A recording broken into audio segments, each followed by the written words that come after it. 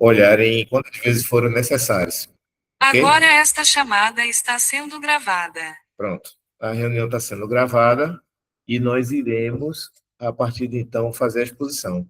Eu queria saber se alguém tem alguma questão, se quiser alguma dúvida sobre a aula de hoje, algum ponto que queira observar, pode ficar à vontade, pode levantar a mão e eu vou ver aqui e a gente começa aqui a interagir. Se não, aí eu vou começar a aula aqui, ok? Lá pelas 7 horas, 7h15, eu vou soltar a primeira lista de presença e no final da aula a gente passa a nossa última lista de presença para que todos já façam o seu registro de presença no site. Bom, gente, nós vamos conversar essa noite aqui sobre os fundamentos de administração. Aqui, essa matéria é a matéria introdutória de qualquer curso de administração que vocês forem fazer em qualquer lugar do Brasil. Normalmente se começa com fundamentos de administração, em outras escolas pode ser chamado de TGA, que é Teoria Geral da Administração.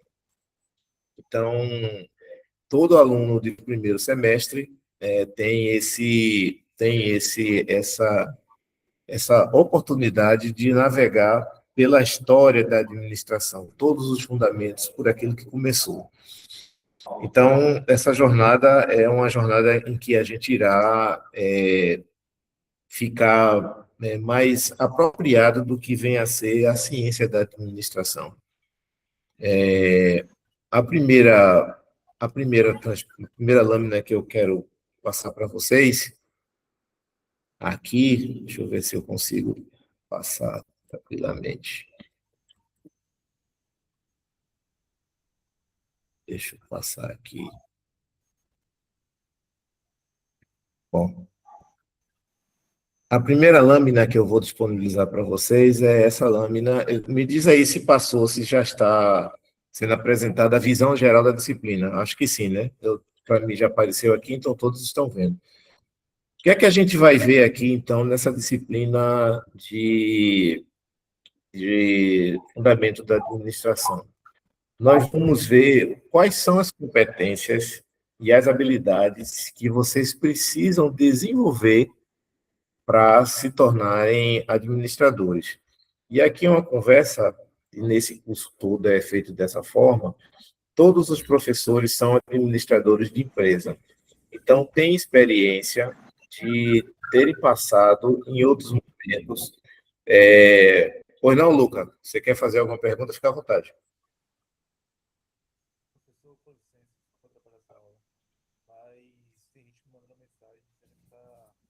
Mas o que eu não estou ouvindo, não. Pode falar um pouco mais alto? Tem gente querendo entrar, prestando a sua permissão. Ah, ainda tem gente entrando. É só um minutinho, então, que eu vou fazer isso agora. Só um minutinho. Deixa eu pedir aqui, deixa eu voltar lá na sala e autorizar. Só tem uma pessoa, um convidado querendo entrar, vamos autorizá-lo aqui, é o Lucas.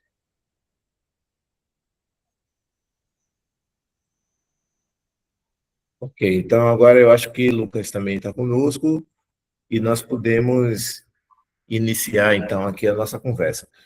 Como eu disse para vocês, como eu estava dizendo, nessa disciplina, nós teremos uma visão geral do que vem a ser a administração e vocês irão participar conosco dessa viagem que é ser administrador de empresas. É uma coisa interessante.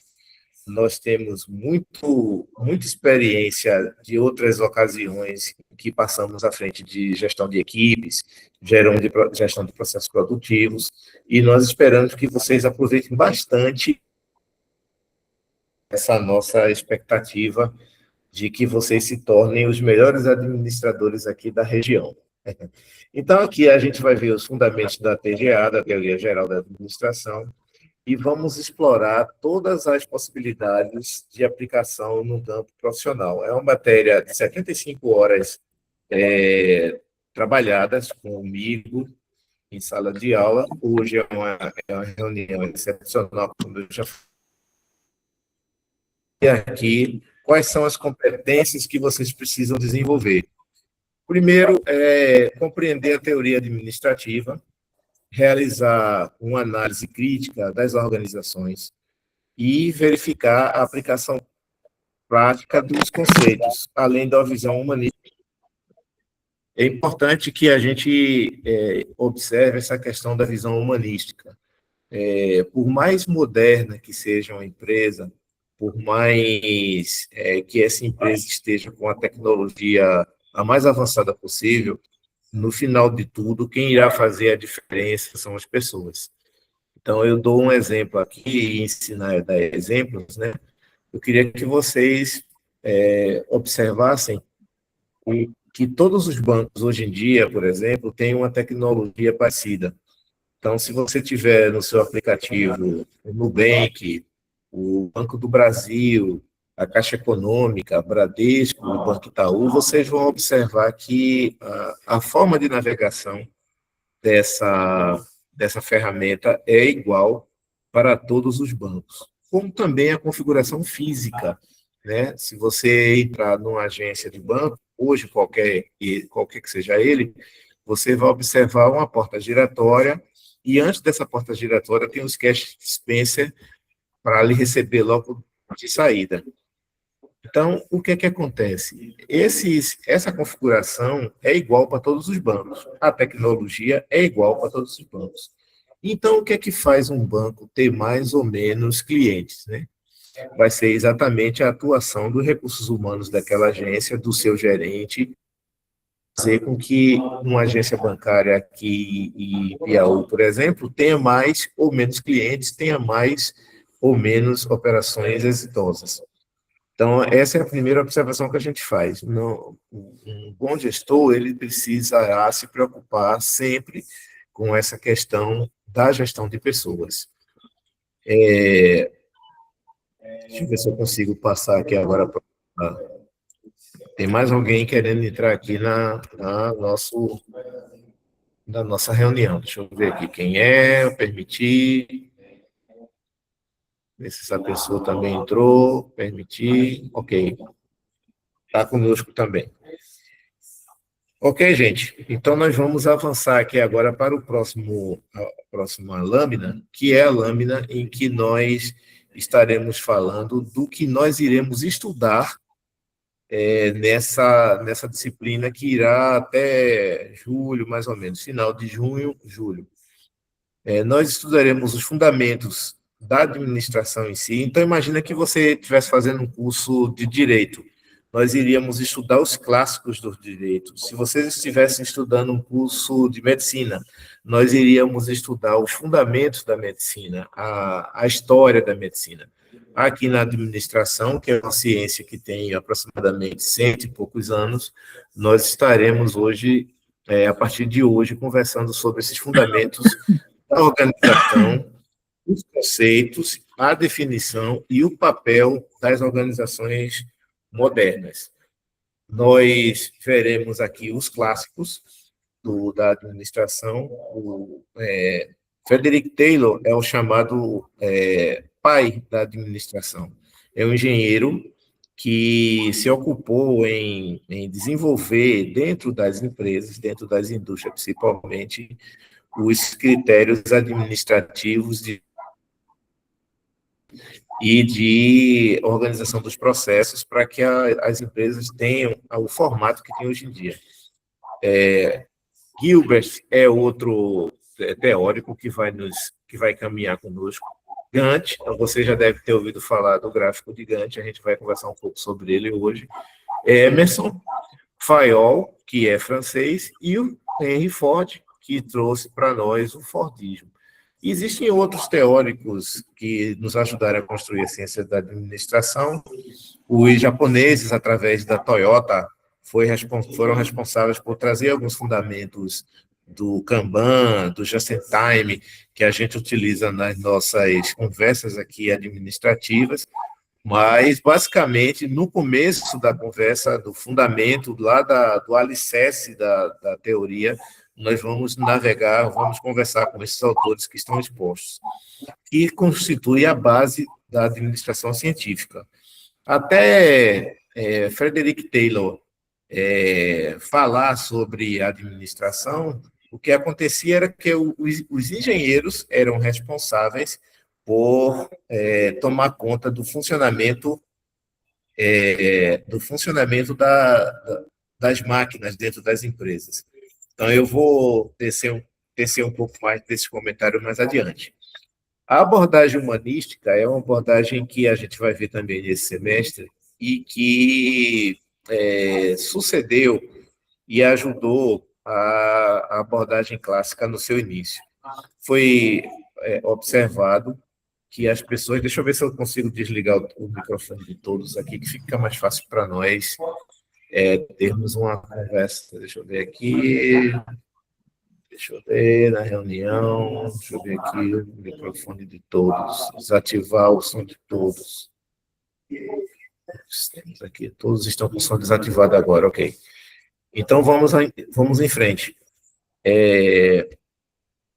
Nós, então, tivemos a oportunidade de ver de os psicólogos, e aí a gente tem que bater continência para quem traz as contribuições, né? Os psicólogos trouxeram para nós a questão da importância das pessoas, e eu acabei de falar sobre isso, na teoria das relações humanas e na experiência, com a experiência revolucionária de Hawthorne, que a gente vai ver aqui, com um psicólogo chamado Elton Mayo. Então, é esse cenário que nós vamos conversar durante esse semestre. Os fundamentos teóricos básicos, as definições, os conceitos. Vamos estudar a questão da abordagem clássica, da administração científica, e também iremos tecer alguns comentários acerca da abordagem humanística. Teria outros fundamentos a serem discutidos no semestre, ok? Então, passando aqui para a próxima lâmina, se ela me ajudar a passar, ela vai agora aqui, está demorando, mas foi. O que é administração? Né? Aí o primeiro conceito, eu peço que vocês tenham um pouco de atenção nesse momento e me consultem ao final da exposição se houver alguma dúvida. O que é administração? A administração é o processo de planejar, organizar, dirigir e controlar. Preste atenção nessas 4 palavrinhas mágicas que irão acompanhar vocês durante todo o curso e depois do curso, durante toda a vida profissional. Todo administrador é aquele profissional que planeja, organiza, dirige e controla os resultados que foram planejados. E aí a gente vai ver mais adiante que isso é um ciclo contínuo. Sempre depois que eu passar pela fase do cheque, da fase do controle, eu irei restartar o processo através do planejamento. Você não consegue ver as lâminas, todos estão vendo, menos o Luan. Alguém pode me dar mais algum feedback, por favor? Se só eu que estou vendo aqui as lâminas. Alô? Alguém me ouve? Oi? Sim? Estão vendo? Todos estão vendo? Então, Luan, vê se você, por favor, querido, dá uma... Não consegue? Faz assim, ó. Deve ser alguma coisa de configuração do equipamento de vocês.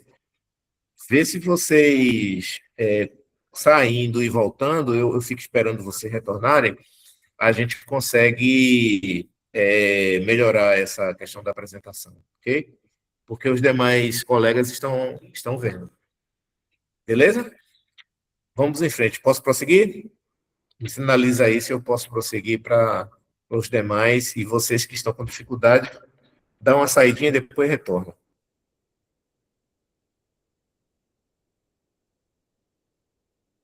Beleza?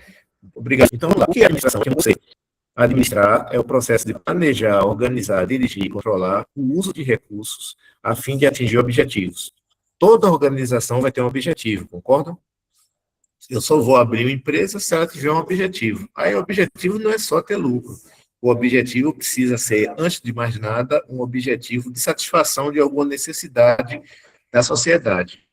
Então, aqui em Piauí, as pessoas têm carência, por exemplo, de um serviço de Uber. Então, a partir do momento que eu trago esse serviço para cá, eu estou atendendo uma necessidade da população. Essa necessidade sendo atendida, eu vou propor um objetivo de lucro, de atendimento, de metas, e que serão atingidos esses objetivos através da administração, que é o processo de planejar, organizar, dirigir e controlar esses recursos que estão disponíveis. Alguns empresários têm mais recursos, então eles provavelmente alcançarão seus objetivos de forma mais tranquila de que outros empresários que são pequenos e que têm que conviver com a carência de recursos. Então, essa é a primeira definição, e uma definição básica de o que seja administração. A administração é o processo de planejar, organizar, dirigir e controlar o uso desses recursos, que são poucos ou muitos. Se eu não tiver recurso, eu vou buscar em banco. Se eu não conseguir pegar em banco, eu vou pegar emprestado. Se eu não conseguir pegar emprestado, meu pai vai me ajudar, meu irmão vai me ajudar, minha mãe vai me ajudar, meu amigo irá me ajudar, mas eu preciso de recursos, e aí recurso não é só financeiro, não. Recursos informacionais, recursos humanos, que irão ser colocados dentro da empresa para se atingir objetivos. Tranquilo? Então, esse é um conceito de Hidalberto Chiavenato, que é um clássico da administração, e que no final o link dele estará, o nome do livro dele, da obra dele, que está disponível, inclusive, na biblioteca, estará disponível para vocês consultarem na biblioteca, tomarem emprestado o livro, e é interessante que leiam. Então, o conceito, o processo de planejar, organizar, dirigir e controlar os recursos é um processo que vai requerer de nós administradores algo de talento, né? Não é todo mundo que vai conseguir fazer isso e ainda obter o resultado positivo. O papel do administrador, então, será coordenar as pessoas, os processos e recursos para transformar os objetivos em resultados concretos. Então, aí é que entra a liderança do gestor, do administrador, para fazer as coisas acontecerem dentro da empresa. E as perspectivas é que haja uma visão multidimensional que integre aspectos técnicos. Eu não vou colocar uma clínica de cirurgia plástica, porque eu não tenho eu não domino a técnica, eu não tenho como me aventurar nesse mistério. Mas mais tarde, depois da aula aqui, eu vou compartilhar com vocês um vídeo que eu assisti hoje no X, no antigo YouTuber, em que um dos caras milionários do Brasil disse que nós precisamos focar naquilo em que nós temos técnica, naquilo que nós sabemos. Não adianta embora eu tenha recursos, eu queira me aventurar em negócios que eu não tenho habilidade. Eu preciso, antes de mais nada, dominar a técnica. Saber mexer com pessoas, a questão do aspecto humano. Ter a visão estratégica, o que é que vem a ser a estratégia? Eu tenho que saber que eu estou no mercado e o mercado terá fornecedores, terá clientes e terá concorrentes que irão me ajudar a cumprir os meus objetivos. E as questões operacionais, se eu domino a técnica, eu conheço pessoas, eu sei fazer, estar no mercado, eu também tenho que saber operacionalizar internamente a minha empresa. Saber fazer com que minha empresa funcione, opere, tenha uma operação adequada. Então, gente, eu gostaria de saber se nessa primeira lâmina vocês estão tendo alguma dificuldade de compreensão, se eu conseguir explicar para vocês o que é administração. Eu posso ficar tranquilo, posso dormir daqui a pouco sabendo que vocês entenderam isso aí? Massa. Então, vamos para frente. Inclusive, é uma coisa que quem foi meu aluno, e vocês serão em algumas disciplinas, toda aula minha, eu vou fazer essa pergunta clássica. Posso perguntar isso na prova? Sim, eu vou perguntar. Essa já é uma pergunta de prova que vocês irão receber esse material, então já se preparem para responder esse tipo de exercício que a gente vai fazer na próxima semana. Tranquilo? Vamos para frente. Deixa eu ver se a próxima lâmina aqui andou. Vamos falar um pouco, então, da origem da administração, né? De onde veio essa ciência?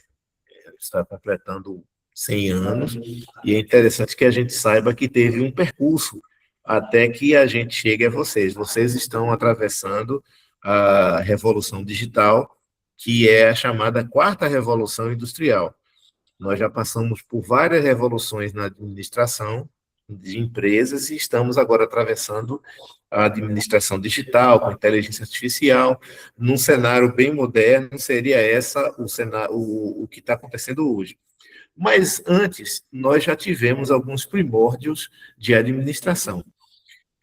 De onde é que veio a administração? Veio da necessidade de resolução de problemas inerentes à sociedade e que nos remete à necessidade de tomar decisões de natureza administrativa. A administração foi prática cotidiana, intuitiva e empírica, desenvolvida ao longo dos milênios. Então, independente da ciência, dos conceitos, de a gente vir para a universidade, passar 4 anos, 5 anos para aprender a ser administrador, da questão prática hoje de mexer com empresas virtuais, empresas que estão no cenário competitivo digital, nós precisamos entender que desde o começo da humanidade, que já existe a necessidade de se trabalhar a administração.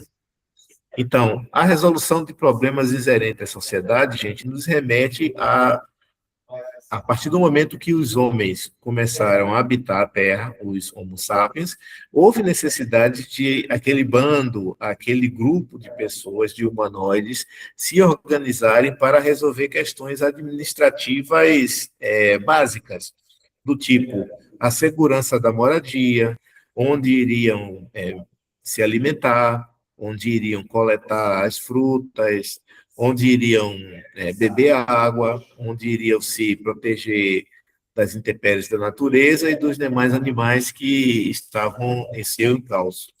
Então, desde aquela época que já existia problemas, necessidades da sociedade, que as organizações, que a administração precisava responder.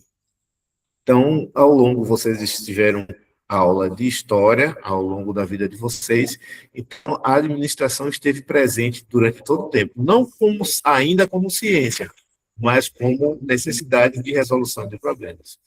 No Egito Antigo, nós tivemos a oportunidade de observar a necessidade de planejamento e coordenação na construção das pirâmides que estão lá até hoje. Então, vocês imaginam, façam um exercício mental de imaginar a construção das pirâmides do Egito.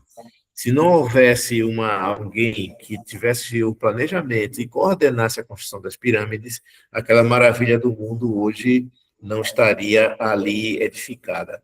E isso houve a necessidade da organização e do trabalho manual de vários milhares de trabalhadores para se construir as pirâmides do Egito. Um outro exemplo, o exemplo 2, é o Império Romano. O exército romano teve todo um sistema sofisticado de hierarquia e de controle ao redor do mundo.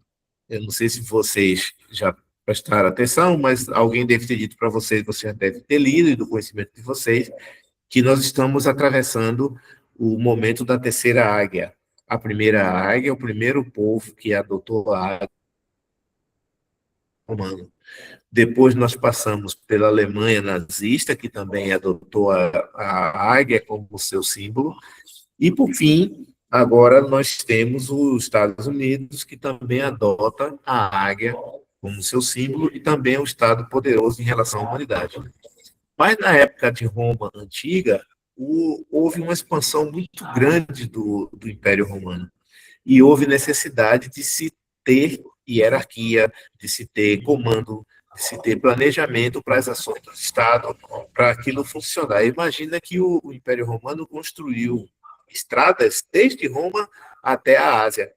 Através dessas estradas, foram as tropas, o exército romano navegou e teve oportunidade, trafegou e teve oportunidade de conquistar o mundo.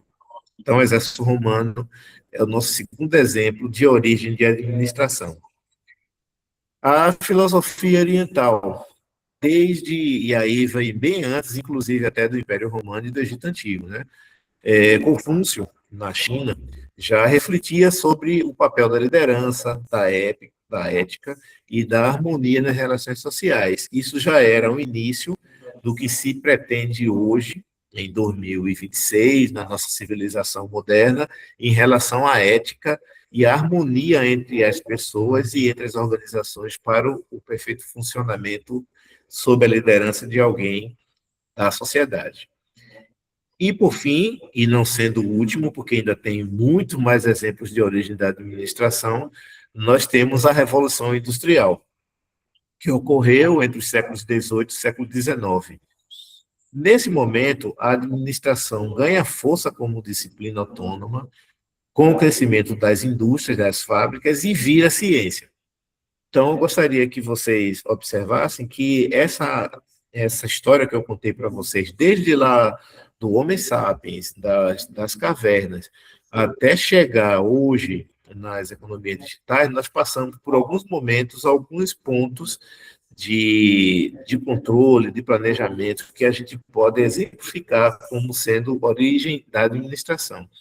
E na Revolução Industrial, então, se vocês têm em mente a ideia do que nós passamos por um período feudal, nos feudos, os reis europeus dominavam a questão das pessoas que viviam com ele, né? O castelo, em torno do castelo se organizavam os camponeses, e esses camponeses é que detinham o poder de serem artesãos, de fabricarem manualmente as ferramentas, de fabricarem manualmente as roupas, as mesas, as cadeiras. Então, o artesanato imperava até o século XVIII. A partir daí, com a invenção das máquinas, da chamada industrialização, da invenção da máquina a vapor, o homem começou a trabalhar de uma maneira mais sistematizada através das indústrias, das fábricas, e daí começou a aparecer a disciplina administração. Então, eu queria perguntar a vocês em relação a esse segundo ponto. Falamos sobre a definição da administração e agora estou falando da origem da administração. E esse navegar, essa trilha, vocês irão encontrar em todo o livro de administração, desde o seu início até chegar à teoria clássica. Eu gostaria de perguntá-los, então, por gentileza, se há alguma dúvida em relação a esse ponto das origens da administração. Por favor. Alguma dúvida, gente? Ficou tranquilo aqui a minha exposição? Por favor, me ajudem aí dando feedback. Pessoal? Tranquilo, Ana, Luiz, Denilson, os demais também que não estão posicionando com o dedo, mas está tudo certo, né? Vamos em frente. Então, outra questão que eu quero fazer para vocês, outra pergunta. A primeira pergunta foi: o que é a definição de administração? Beleza? Essa seria uma segunda pergunta. Quais são as origens da administração? Exemplifique quais são as origens da administração. Seria um segundo ponto de prova. E aí a gente não está só trabalhando para a prova, para que vocês também interajam com a ciência, com a teoria, e para tudo a gente tem que ter uma definição, uma divisão, uma classificação e um trabalho de origem, de onde veio e para onde vai a administração. Ok? Então, vou avançar aqui. Esperando que a lâmina chegue. A administração, então, gente, virou um corpo de conhecimentos. Deixou de ser simplesmente aquela coisa empírica, de construção das pirâmides, das ideias de Confúcio em relação à ética, em relação à hierarquia do exército romano, e passou a ser um corpo de conhecimentos, passou a ser ensinado em universidades. E isso foi a partir da Revolução Industrial. Então, nós temos a administração como arte, que é praticada hoje em dia nas organizações. Na Coca-Cola se tem administração, no Banco do Brasil tem administração, na UNEB existe administração, na pequena empresa da dona Edna, que vende açaí aqui perto da casa dos professores, existe administração.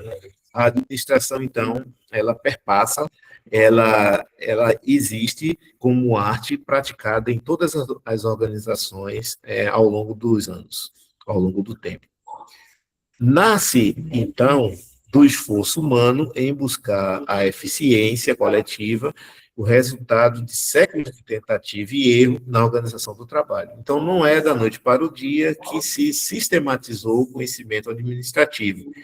A prática é que fez com que a administração fosse desenvolvida nas empresas para que a gente tivesse um corpo de conhecimento.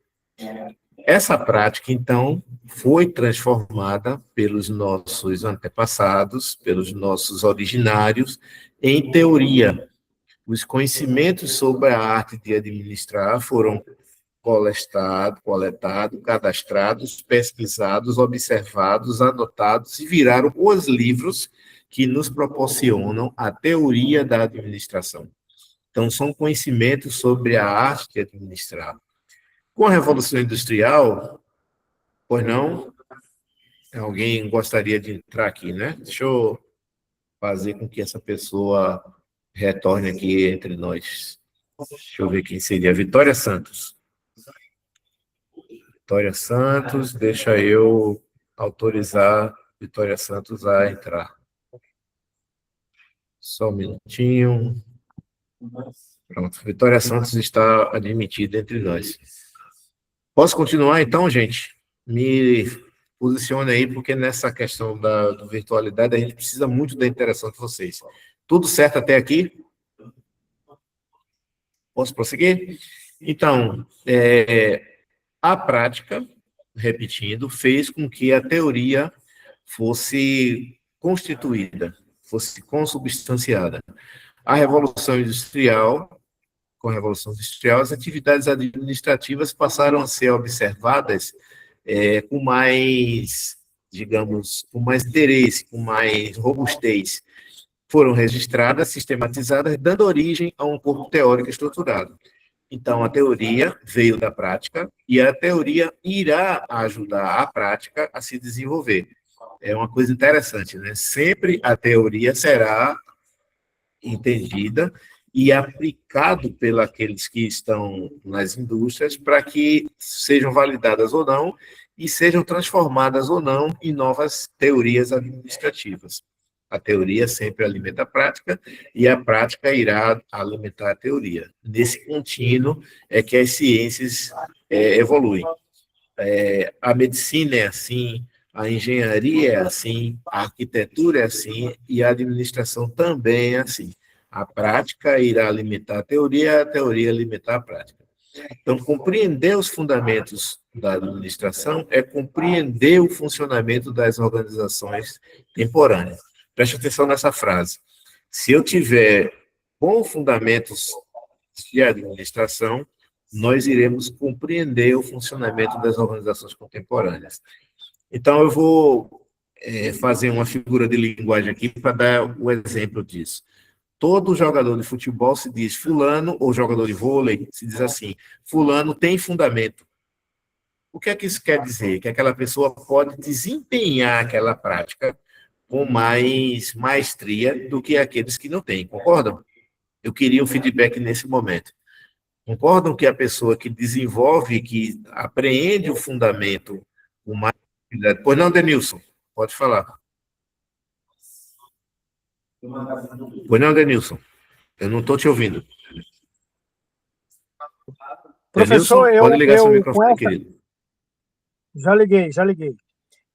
Professor, eu acho que me faz compreender com essa sua explanação que a prática, para mim, é a ciência universal que auxilia, né, todas as ciências. Me faz entender isso. Exatamente. Exatamente. Exatamente. Se você tiver só a teoria aqui conosco na universidade e não for fazer um estágio, não for administrar uma empresa, tudo isso que você vai aprender aqui não vai ter nenhuma utilidade na sua vida. Tá certo? Perfeito. Então, é necessário a aplicação e essa sua prática. O que é um relatório de estágio, Denilson? No final, aqui para nós. É você ir numa empresa, numa organização, anotar os pontos que você tem lá de administrativos e sugerir pontos de melhoria. Alguns sugerem tão bem esse ponto de melhoria, de que criam startups, criam aplicativos, criam soluções diferentes, soluções em que a gente poderá avançar bem melhor. O Uber é uma dessas soluções. O Uber apareceu para se resolver problema de carona nas cidades, né? Daí o cara observou, rapaz, tem muita gente pedindo carona. Eu vou criar um aplicativo em que as pessoas irão solicitar a carona dos outros para poder o carro passar por lá e levar todo mundo. Esse é o começo do Uber.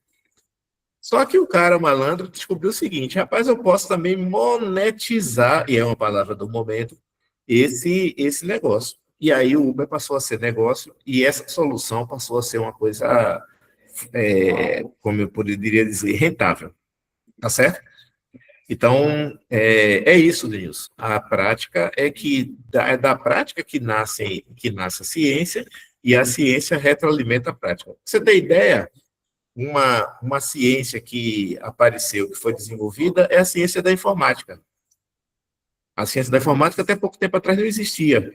Então, a prática de se programar, de se realizar ações em computadores, desenvolver sistemas em computadores, fez com que a prática fosse desenvolvida, virasse teoria, e a teoria hoje é ensinada em cursos universitários para ajudar a prática. A mesma coisa é a administração. Ok? Fernando, professor. Pois não, Caio. Pois não, pode falar. Só tirar uma dúvida. Você falou que a administração surgiu mais ou menos 100 anos, é isso? Mais ou menos 100 anos. Mais ou menos no final do século XIX, mais ou menos lá por 1930, 1920, começou a aparecer a administração. Como ciência. Como ciência, no caso, você fala como curso superior. Isso. Daí, da necessidade de se ensinar, né, de se consubstanciar os ensinamentos, então foram criados cursos superiores de administração, onde os administradores mais experientes passaram a passar a sua prática, a sua experiência em teoria para os mais novos. É porque eu estava anotando algumas coisas e me surgiu uma dúvida. Aqueles, vou dizer, escritores que você falou no início, eles são os mais antigos administradores? Eles são referência na administração? Que escritórios? Os escritores... O que eu falei. Sim, Fayol, Taylor, Gilbert, esse povo todo são os precursores da administração. A partir dos estudos deles, foi que surgiram os livros que foram para as universidades. Entendi. Então, eles são os mais antigos administradores, e eles viveram isso que eu quero entender isso aí agora. Eles viveram na prática a administração, mas por eles serem administradores, professores ou escritores? Eles eram engenheiros. Entendi. Certinho. Era só eles eram os engenheiros que estavam dentro das indústrias, vendo a questão dos maquinários, e disse, olha, vamos organizar o funcionamento dessa empresa. E aí começou a administração, como ciência. Entendi. Tranquilo? Certinho. Beleza. Ok. Gente, eu queria só fazer a pergunta-chave, né? Novamente. Até aqui está tudo certo? Entendido. Nós falamos sobre a teoria da administração, a origem da administração, e dissemos o seguinte: para se transformar num corpo de conhecimento, a administração precisou observar a prática e desenvolver a teoria. Está tudo certo aqui entre nós? Combinado? Sim? Por mim, tudo bem. Tranquilo, então, Kaique. Obrigado. São 7h15, eu vou disponibilizar para vocês aqui a primeira lista de frequência, ok? Serão 2. Eu vou passar aqui a primeira aqui no grupo, vai ser um Google Forms, você coloca o nome e, se tiver conhecimento, coloca também a matrícula de vocês. Se não souber a matrícula, não tem problema, mas o nome é fundamental para poder dar a presença. Então, lá no WhatsApp está disponibilizada a primeira lista de presença, ok? Posso prosseguir? Nós teremos 2 horas de aula. Ao final daqui, a gente vai tirar algumas dúvidas, porque uma aula online a gente não pode esperar que seja mais de 2 horas, não, porque cansa as pessoas, né? Ficar olhando para a tela. Posso prosseguir? Vocês é que comandam aqui o jogo. Obrigado, Luca. Então, vamos em frente, gente. Vamos falar um pouco aqui sobre organização, conceito e tipos. A palavra organização, que é a base, se eu tivesse num curso de medicina, eu ia falar sobre o corpo humano. Se eu tivesse num curso de educação física, eu iria falar sobre o corpo humano. Como eu estou no curso de administração, eu vou falar sobre organização, que é a empresa, que é a instituição, que é o nosso objeto de estudo. Okay? Nós, administradores, analisamos empresas, organizações. Então,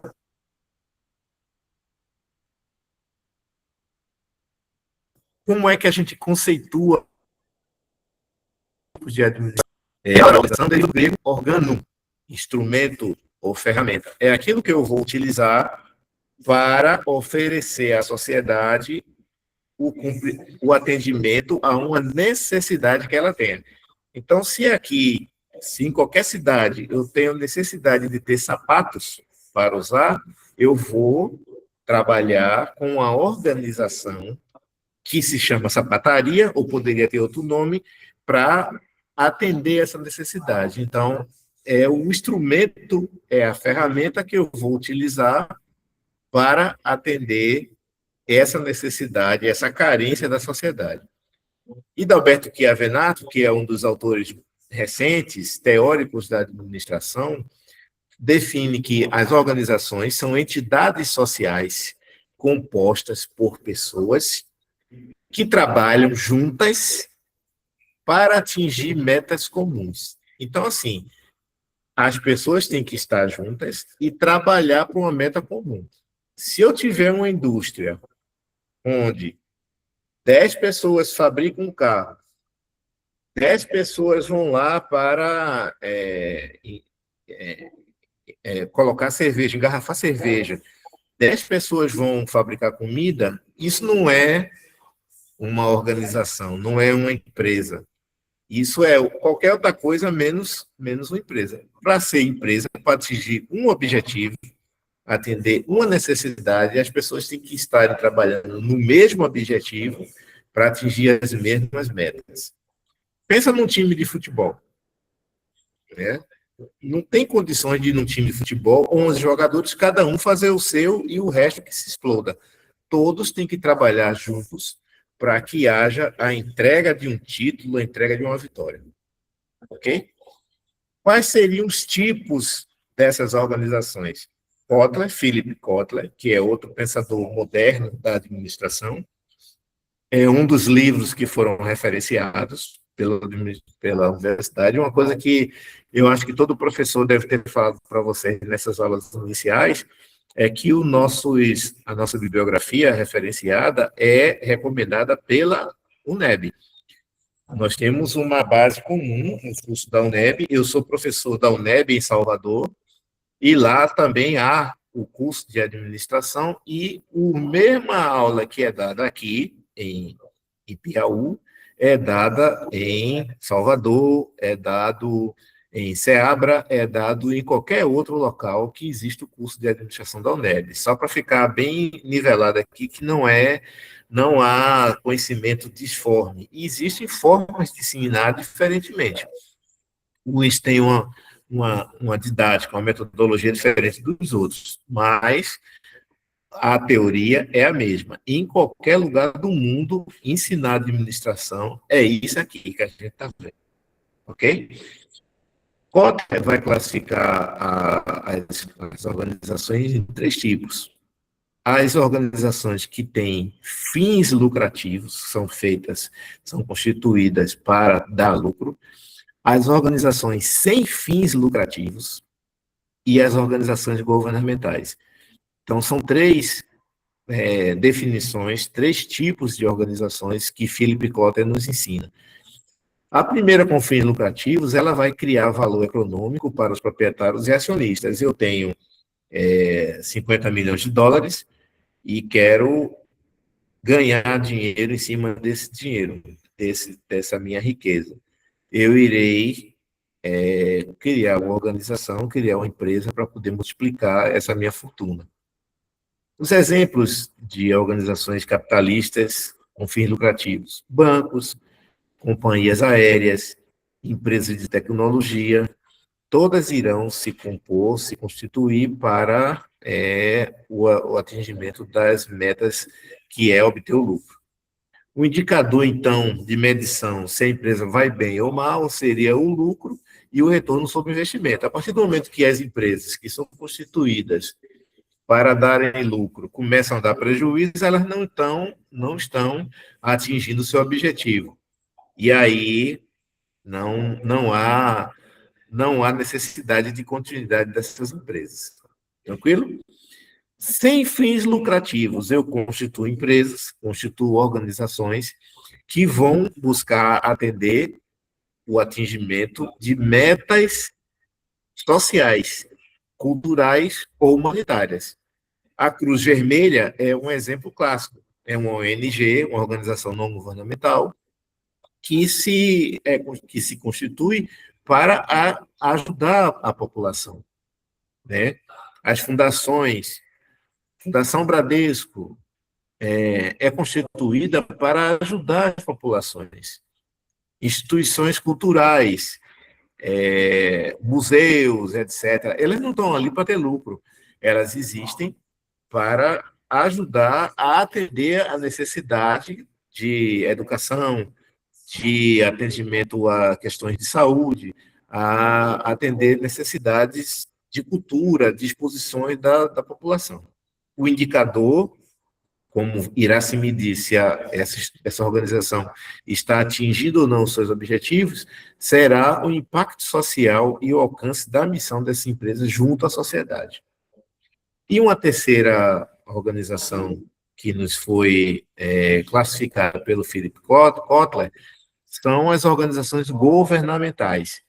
Então, as sociedades, as organizações governamentais são constituídas para atendimento às necessidades coletivas e do bem-estar social. Um exemplo clássico é a UNEB. A UNEB é uma organização governamental que existe para trazer educação para essa região do Médio Rio de Contas, aqui do estado da Bahia. Nós temos uma região para atender. A UNEB está aqui para atender uma região nas carências educacionais, formação de empresários, formação de mão de obra crítica em relação à administração, por exemplo. São os órgãos governamentais que existem, a SAEB, outras organizações governamentais que venham a ser constituídas para ajuda para o SAC, por exemplo, Serviço de Atendimento aos Hospitais Públicos, as necessidades da população. O indicador para medir se está indo bem ou mal será a qualidade dos serviços que essa organização está prestando à população. Um hospital que não está atendendo a população, ele não está atendendo os objetivos. E também a legitimidade política. Se a pessoa está ali, mas não é de interesse da população que aquela instituição exista, não tem legitimidade política para a continuidade. Então, esses são os 3 exemplos, são as 3 classificações de organizações que são colocadas por nós, por Kotler. Organizações com fins lucrativos, sem fins lucrativos e as governamentais. Então, organização existe é composta por pessoas que trabalham juntas para atingir metas comuns e se classificam de 3 formas. As com fins lucrativos, as sem fins lucrativos, são as ONGs, e também naturalmente chamadas em outros momentos de organização do terceiro setor e as organizações governamentais. Então, aqui a gente não está descendo ao detalhe da importância de se privatizar, de ter organizações públicas, não é esse o mérito, a gente está estudando o tipo de organização que existe na sociedade. Eu queria perguntar a vocês se essa parte,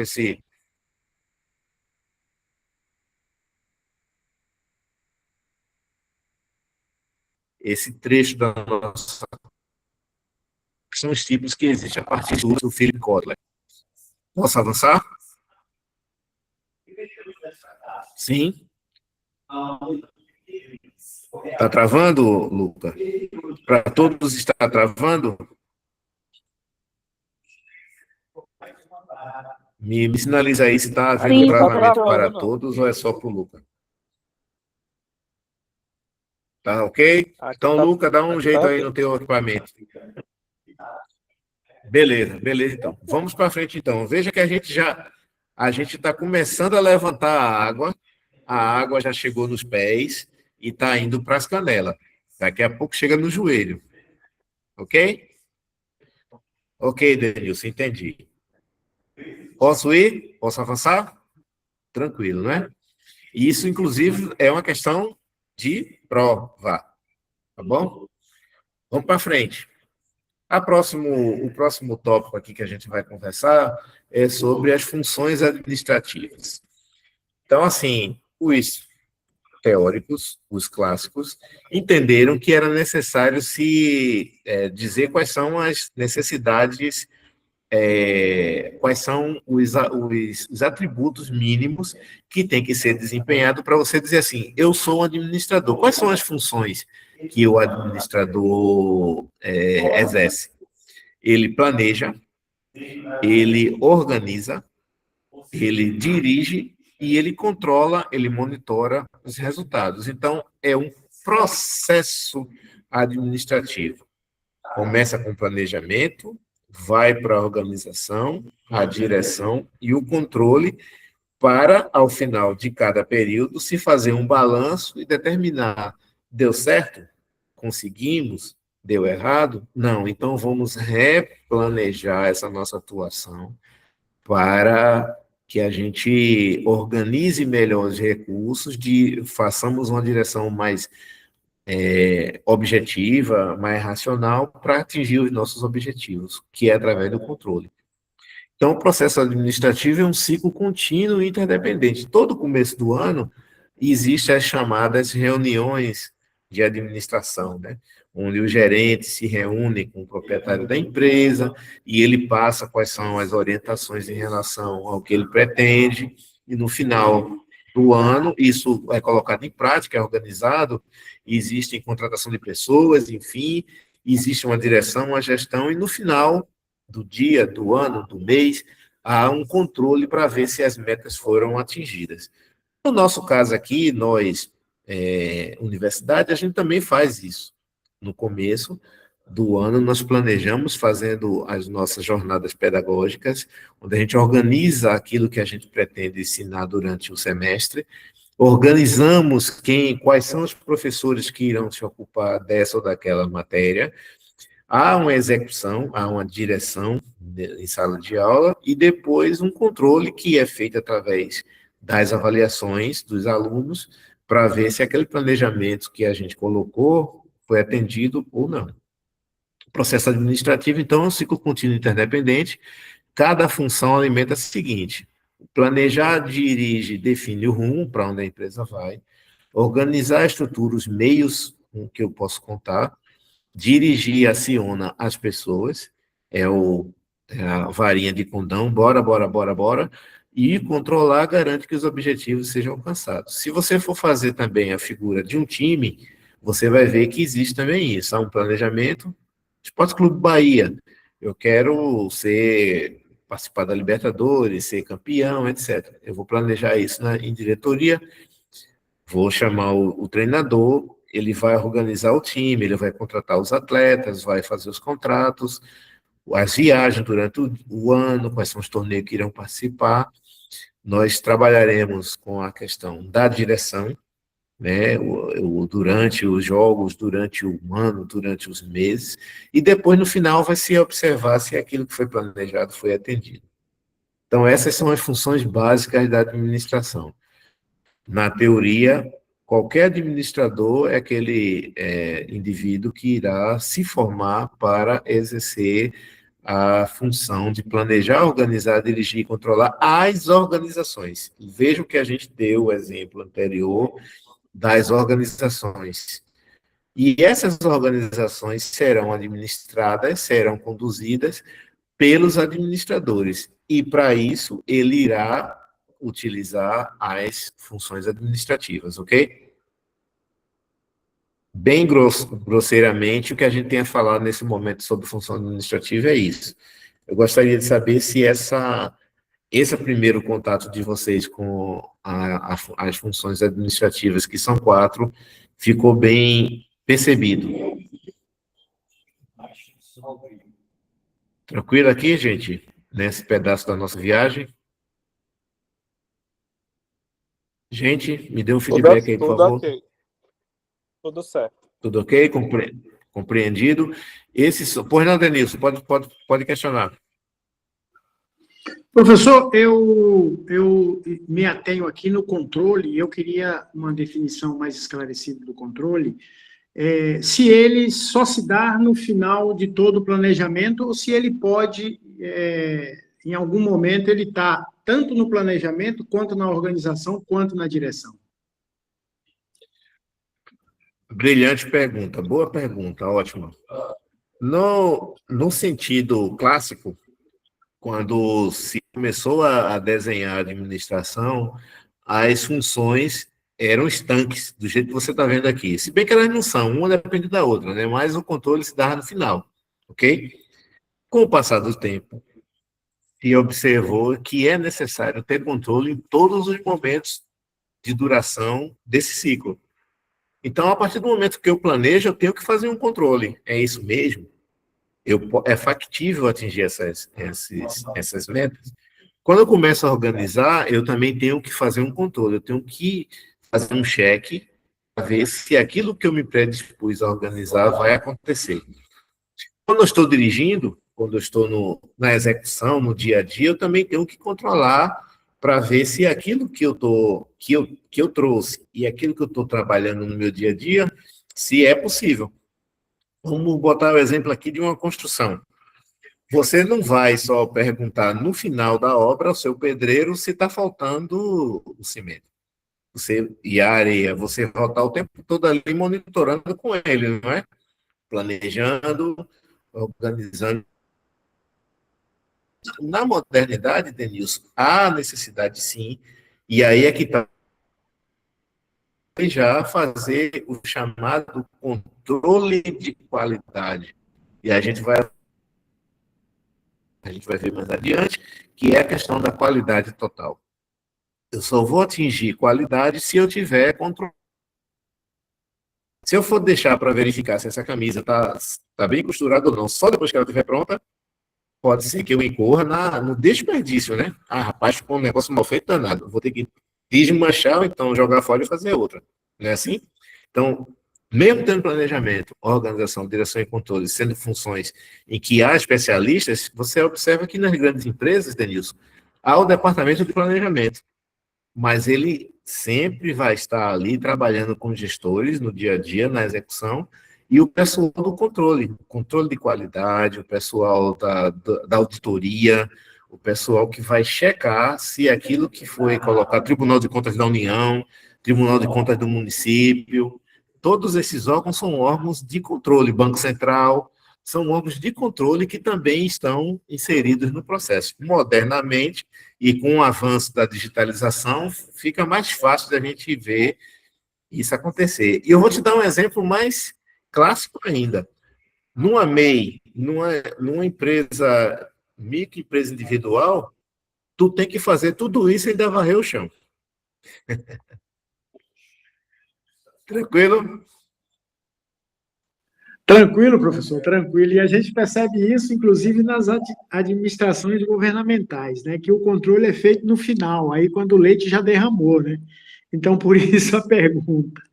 Mas ficou tranquilo, está esclarecido. Em alguns momentos, sim, em outros, não. Por exemplo, a Procuradoria-Geral do Estado, da Bahia, o governador não assina nenhum papel, e aí não começou nem o processo ainda, as leis são processos de planejamento, né? De como vai ser o funcionamento.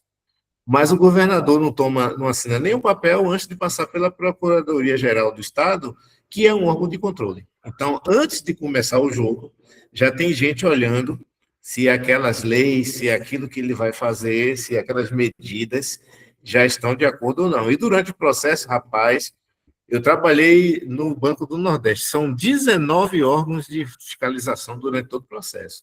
Você abre a agência de manhã, já tem a Polícia Federal te monitorando. Você passa o dia sendo monitorado pela polícia para ver se não está havendo o criminoso ou não. Você encerra o expediente tendo que dar conta do dinheiro que você fez. E no final do mês, aí tem que dar lucro na agência, né? Aí tem que ter um controle forte. Então, hoje em dia, esse negócio está meio pulverizado, mas, assim, para ensinar, a gente tem que classificar as funções de forma separada para haver o entendimento do aluno, ok? Aqui a gente está ainda construindo modelos. Beleza, Denilson? Beleza a todos? Posso perguntar isso na prova? Tranquilo, gente. Então, vamos lá. Olha esse cara aqui. Ó. Esse cidadão se chama Frederick Taylor. Ele é engenheiro. Ele foi engenheiro, né? Então, o que é que esse cidadão fez? Ele revolucionou a administração. Eu não digo nem que ele revolucionou, ele introduziu, ele é conhecido como o pai da administração, porque ele introduziu métodos científicos na gestão das indústrias. A gente tem que fazer um ponto aqui, uma parada aqui, para explicar como é que se processava a indústria nesse momento. Nós temos aqui em cabeça, hoje em dia, o que é uma indústria e como é que ela funciona, né? O começo, meio e fim do processo produtivo. Mas pensa aí, as pessoas moravam lá naqueles feudos, lá na Europa, né? Cada um morava no seu local e faziam as coisas rusticamente, faziam as coisas na mão grande, como diz aqui na Bahia, né? Costuravam individualmente, faziam os tijolos manualmente, faziam as mesas manualmente, e cada um fazia o seu e acabou-se. Então, essas pessoas foram chamadas, convidadas, convocadas, confiscadas, roubadas, escravizadas para trabalhar nas indústrias. Então, elas saíram das suas roças e vieram trabalhar nas indústrias. E as indústrias, as máquinas, eram colocadas, eram organizadas do jeito que dava o galpão. Então, imagina a confusão que era no começo. Essas pessoas sem estarem treinadas, sem saberem manusear as máquinas, sem saberem operar as máquinas, sem layout, e só a máquina e tendo uma pessoa dizendo aqui, vamos trabalhar, vamos fazer, vamos costurar, vamos fazer os tecidos. A indústria têxtil foi que deu origem à Revolução Industrial. Então, era uma bagunça dentro das indústrias. Além do que, como eu disse, as pessoas eram doentes, não tinham carga horária definida, era 7-0, hoje em dia está se brigando por 5-2, em vez de 6-1, mas naquela época era 7-0. Ninguém tinha folga, não tinha 13º, não tinha férias, não tinha nada disso. Então, trabalhavam meninos, crianças, idosos, todo mundo misturado, mulheres, e sem capa. E esse modelo foi o modelo que foi exportado pela Inglaterra, de Liverpool, de Manchester, para todo mundo. As máquinas foram vendidas para todo mundo. Inclusive, na época da libertação dos escravizados no Brasil, foi uma exigência da Inglaterra para poder vender mais máquinas aqui, né? Para a fabricação dos tecidos, para a fabricação do açúcar. Em vez de ter 10 negão empurrando a moenga, colocou uma máquina a vapor que faz isso, né? Que faz fermenta o açúcar e faz a cana-de-açúcar, o caldo, a garapa, e faz o açúcar cristalizado. Um pouco e fosse organizar essa esculhambação dentro das empresas. E essa primeira pessoa nos Estados Unidos que teve essa preocupação foi o nosso herói aqui, o Frederick Taylor. Ele revolucionou a administração porque trouxe método científico. Lembra que a gente falou aqui de teoria e prática? De prática e teoria, ele observou a prática, o funcionamento das indústrias, e disse: a gente precisa organizar aqui dentro o funcionamento das indústrias. É a revolução industrial, focado na eficiência máxima, através de análise sistemática do trabalho, porque, como eu disse, quando você deixa para fazer desperdício de mão de obra, de matéria-prima, de tudo. E isso é contra o capitalismo. Então, fomos estudar, o Taylor se dedicou a estudar, ele era um engenheiro, ao estudo de tempos e movimentos. O que é isso? Quanto tempo demora para fazer cada tarefa? Quanto tempo demora para carregar um novelo grande de algodão? Quanto tempo demora para se startar esse processo e fazer um tecido, tantos metros? Quanto tempo demora para a gente fazer a manutenção das máquinas?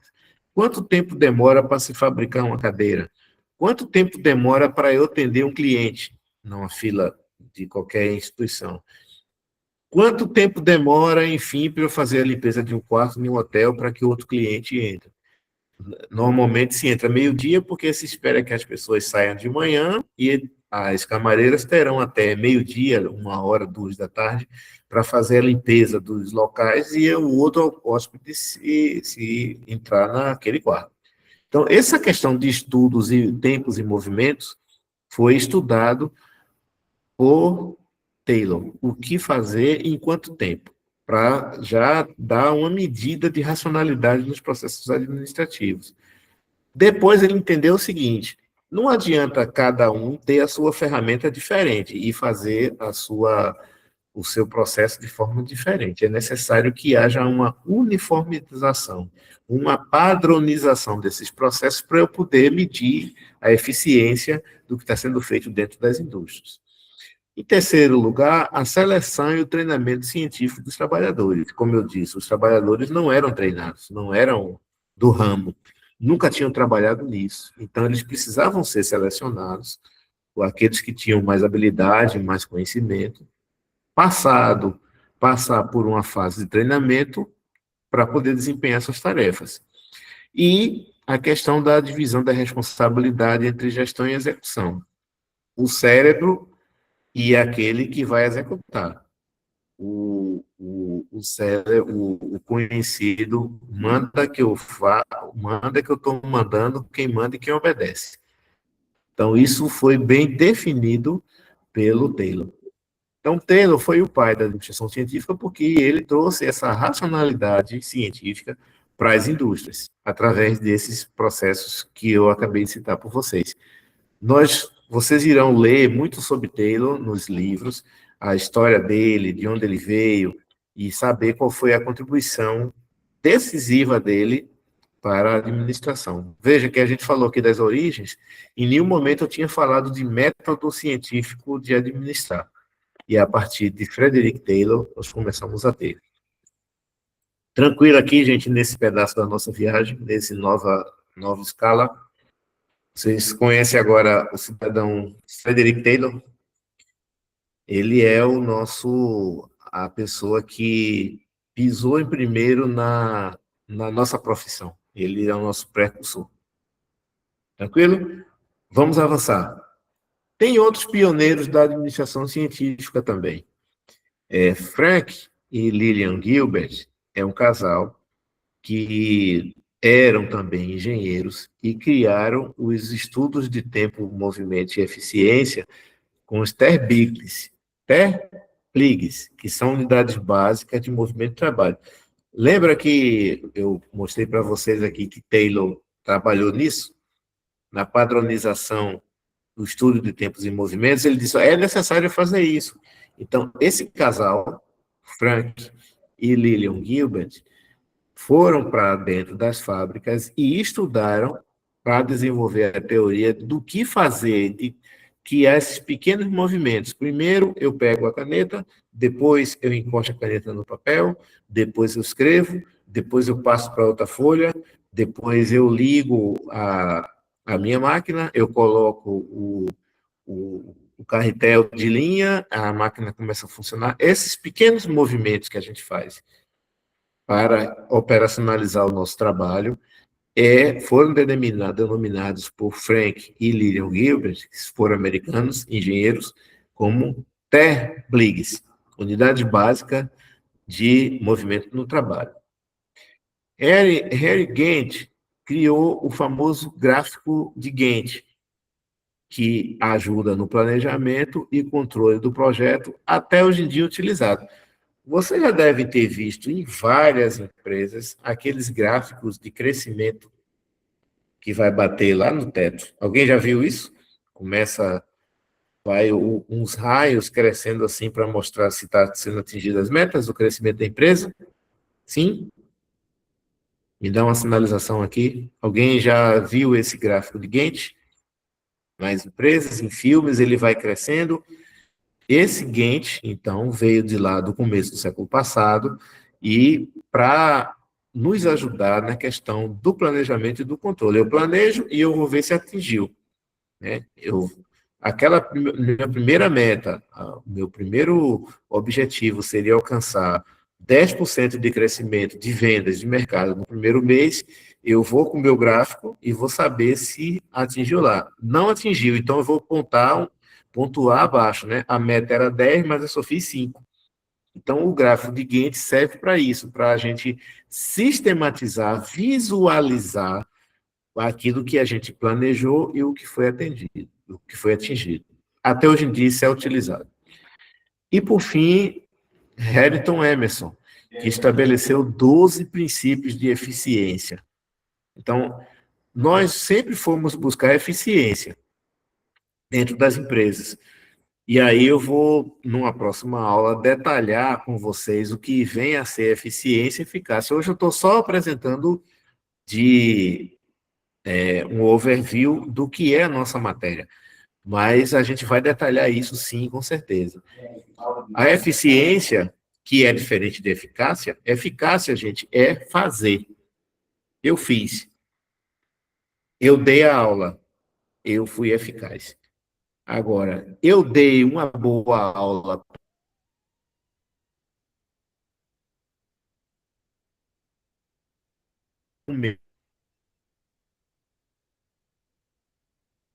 a matéria aqui trabalha com a questão dos recursos que são limitados. Eu não tenho todo o dinheiro do mundo, eu não tenho todos os trabalhadores do mundo para estar aqui conosco. Está travando? Luca, eu falei que o Harrington Emerson, ele criou os 12 princípios de eficiência. Para você atingir eficiência, você precisa, de acordo com o Emerson, seguir 12 princípios, e nós vamos explicá-los com mais tranquilidade ao longo do semestre. Ok? Então, esses são outros pioneiros. Além do Taylor, nós temos esse cidadão aqui. Resolveu agora a internet? Tá ok, gente? Vai me sinalizando aí se tá ok, para eu avançar. Sim? Ok. Então, esses são mais 3 pessoas que, com as suas pesquisas, desenvolveram a teoria. Da prática, levaram a teoria. São nossos precursores no estudo da ciência administrativa. Posso avançar? Posso ir para frente? Mais adiante, a gente vai detalhar um pouco mais essas descobertas desses cidadãos. Lá na França, nesse mesmo período, um cidadão chamado Henri Fayol desenvolveu 5 funções administrativas. Ele disse o seguinte: ó, é necessário que as empresas, as organizações se organizem e que tenham setores que cuidem das coisas dentro da empresa. Então, ele foi buscar a formalização das empresas. Vocês já ouviram falar nisso mais recentemente? Ah, isso aqui é um trabalhador informal. Isso é um mercado informal do trabalho. Nós precisamos ter um mercado formal. O que é formal? É aquilo que está dentro das normas. Então, Henri Fayol, lá na França, diz o seguinte: nós temos que ter 5 funções administrativas fundamentais que formam a base da gestão moderna. Lembra que eu falei de planejar, organizar, dirigir e controlar? Olha quem estudou aqui originalmente isso. Foi o Henri Fayol, lá na França. Então, a abordagem dele analisou a estrutura e o funcionamento das organizações de forma sistemática. Então, Denilson falou assim, mas o controle está só no final, porque no começo era assim. Tinha um setor de planejamento, o setor de organização, o setor de coordenação, o setor que comandava e o controle. Então, Henri Fayol deu a sua contribuição para a ciência da administração com esse estudo das 5 funções administrativas. Planejar, definir os objetivos, traçar as estratégias, organizar os recursos e as responsabilidades, quem faz o quê, coordenar, harmonizar os esforços e atividades. Aí vem o comando, que é a liderança, motivação de equipe, e o controle, que é o monitoramento e a correção de desvios. Vocês já assistiram algum desfile de escola de samba? Na televisão? Sim? Vocês já viram desfile de escola de samba na televisão? Lá, você nota que existe esse tipo de coisa. Em uma hora, nós vemos o planejamento do samba-enredo, das fantasias, da bateria, tem a organização da escola, tem uma coordenação, diretor de harmonia que vai harmonizar os esforços, o maestro também, numa orquestra também irá fazer isso, tem o comando, que é a liderança, alguém vai mandar, motivar a equipe, bora, bora, bora, olha o tempo, olha aí, pessoal, vamos embora, bora, negrada, o tempo está esgotando. E o controle, que é para monitorar se tudo isso foi observado. Então, quem trouxe essa sistematização das funções administrativas, e mais modernamente nós trabalhamos com 4, foi o Henri Fayol. Por que trabalhamos com 4? Porque coordenação e comando é uma coisa que está junto, né? Coordenar e comandar são funções que estão agrupadas. Eu posso avançar aqui, gente, confiante que vocês entenderam aqui o Henri Fayol? Sim. Então, nós estamos trabalhando aqui com os clássicos da administração. Até que a gente chega no Ford. Henry Ford criou esses carros que vocês estão vendo a figura aí, que são os chamados modelos T. Todos os carros de Ford, no começo, o Ford Bigode, eram iguais, pretos, sem nenhuma diferença um do outro. Qual era a ideia de Ford? A gente precisa massificar a produção. E, para isso, eu vou organizar essa produção em linha de montagem. Então, o carro começa, a cada momento eu vou agregando o que o carro precisa, começo só com chassi, depois eu vou colocando a carroceria, coloco o motor, adiciono as rodas, adiciono os eixos, a parte da capotaria, pinto esse carro e entrego no mercado. Então, Ford, Henry Ford, que até hoje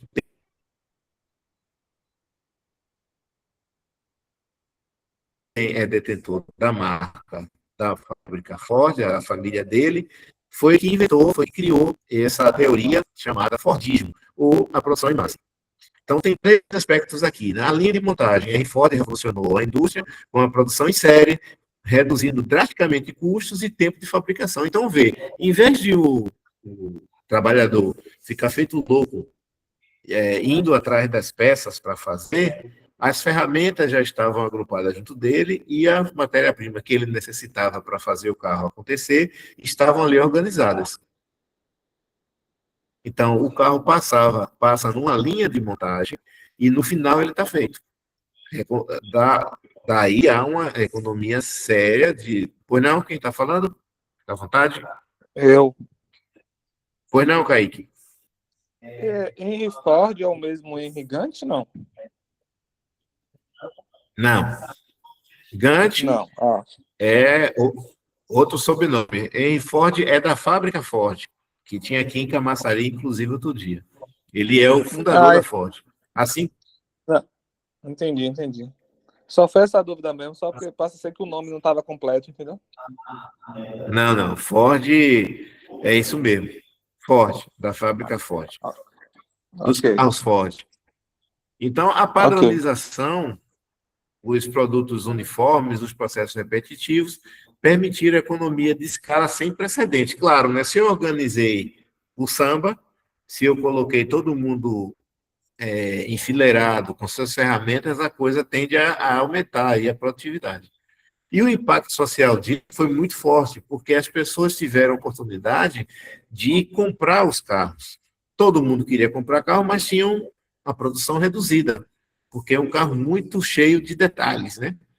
Então, houve uma democratização do consumo, a transformação das relações de trabalho na sociedade industrial. Todo mundo sabe que a Revolução Industrial aconteceu nas indústrias, né? É claro. E a Revolução Industrial avançou a partir do momento em que Ford trouxe a produção em massa. Não é à toa que a maioria dos locais em que a gente tem trabalhadores mais organizados, onde tem um poder de agregação maior, é onde tem fábricas de automóveis. Então, tranquilo aqui em relação ao Fordismo. Sim. Mais adiante, nós iremos perceber que os japoneses também contribuíram com isso. Sempre a indústria, a prática da indústria, nos traz a teoria. E vocês verificam que essa questão de produção em massa saiu das indústrias automotivas e passou a ser praticada também em outras empresas, né? Empresa de televisão, empresa de fabricação de tecidos, etc., usa essa mesma linha de raciocínio. Eu posso avançar, gente, em relação a esse ponto? Tranquilo? Beleza. E aí a gente chega...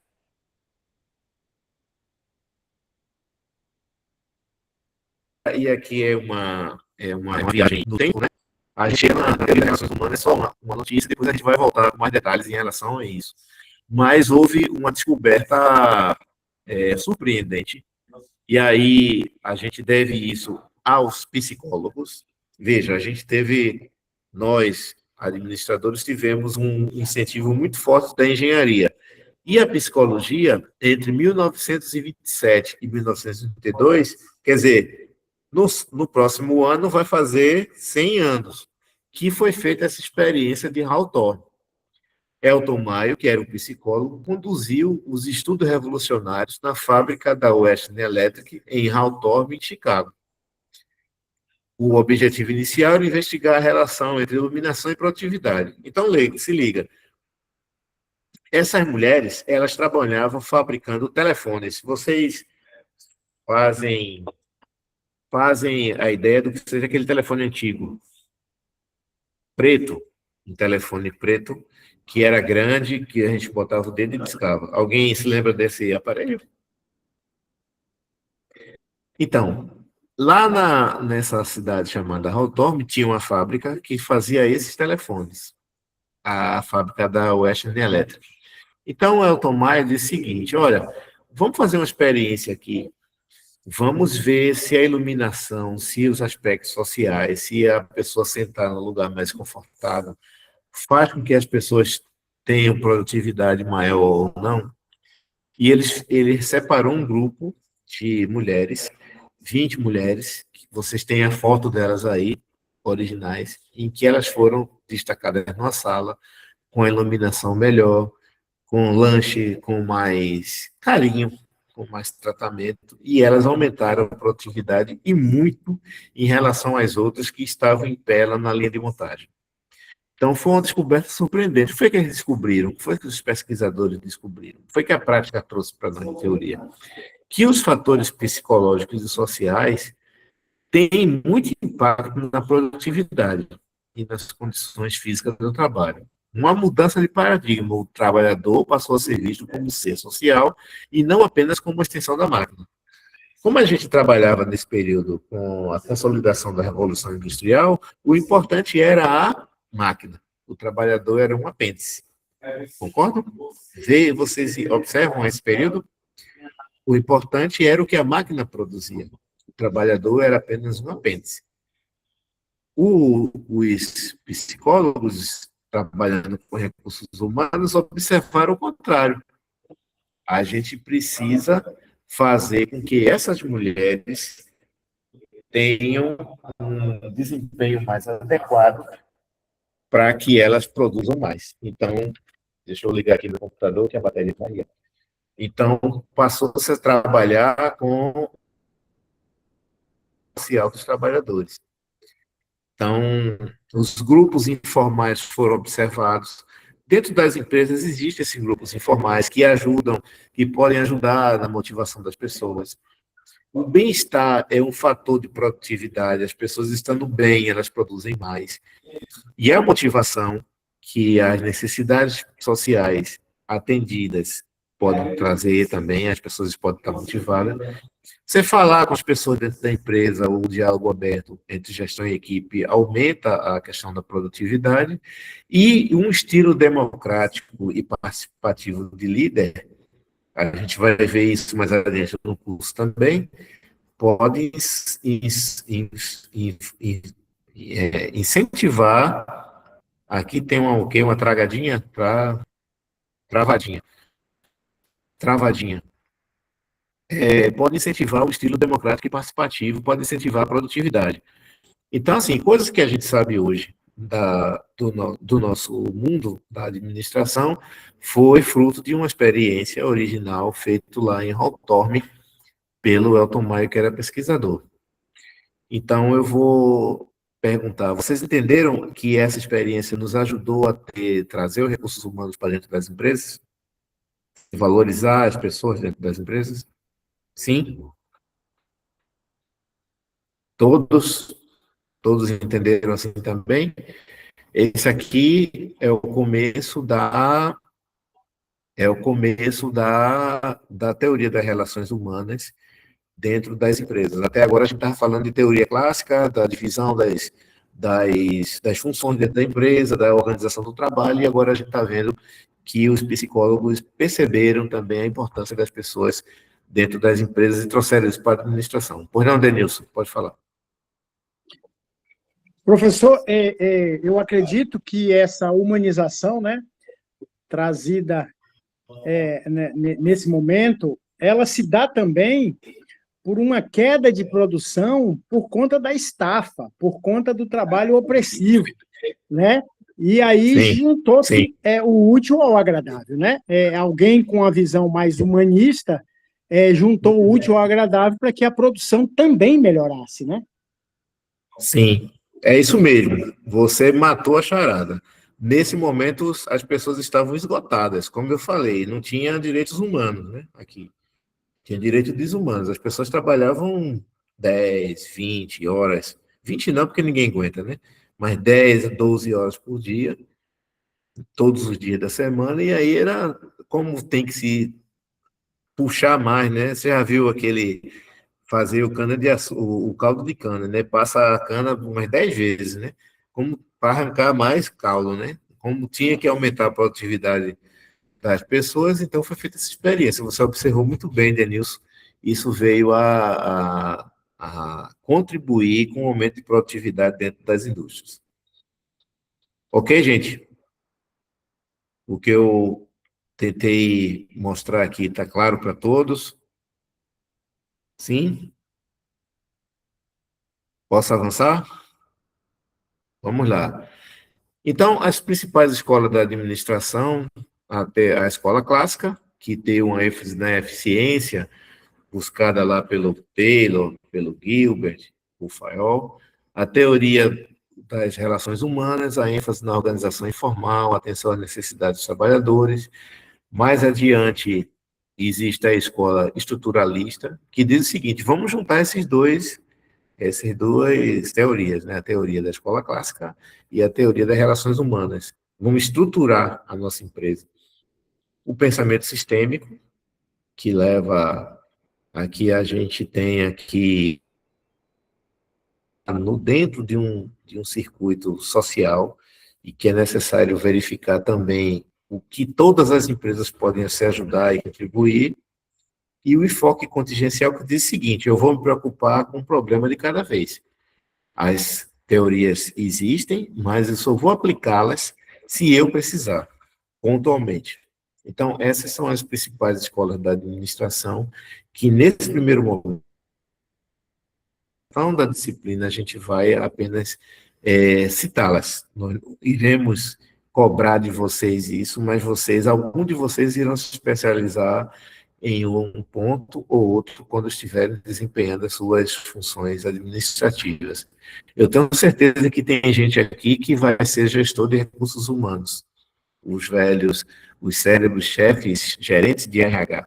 Tem gente que vai se preocupar mais com a parte operacional, o chão de fábrica. Então, vai estudar um pouco mais a escola clássica. Tem gente que vai entender que existe a necessidade de trabalhar em cadeia, e aí vai trabalhar um pouco mais na questão da sistematização, do pensamento sistêmico.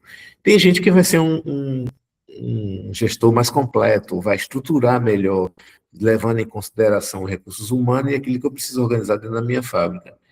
E tem aqueles que são consultores em administração que vão atrás do enfoque contingencial, vão trazer as soluções pontuais a conta-gotas para dentro das empresas, a questão da situação em si para resolver.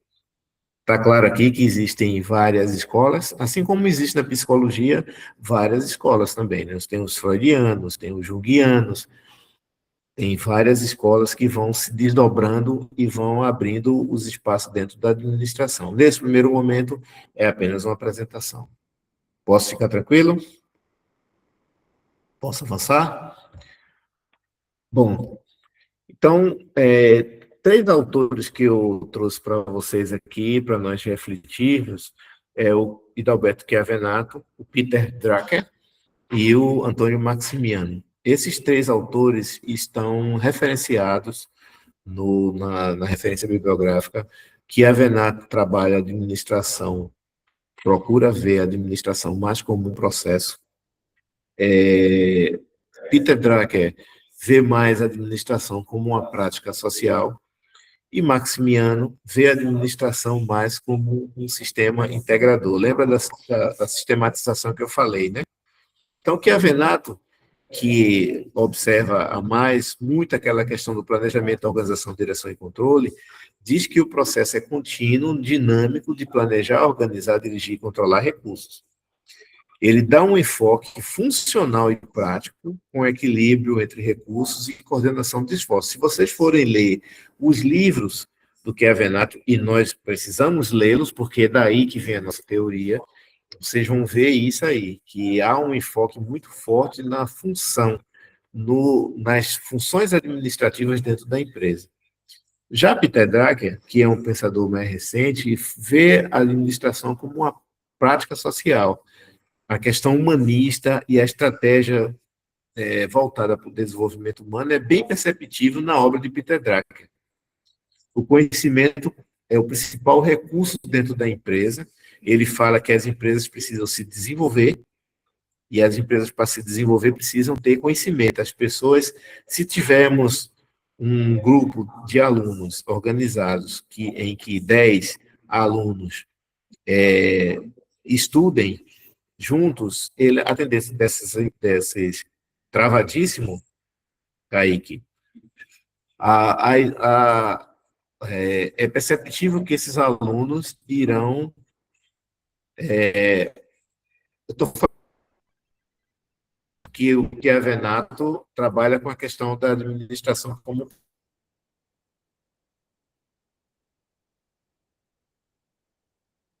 processo, as funções administrativas. O Drucker dá mais uma ênfase,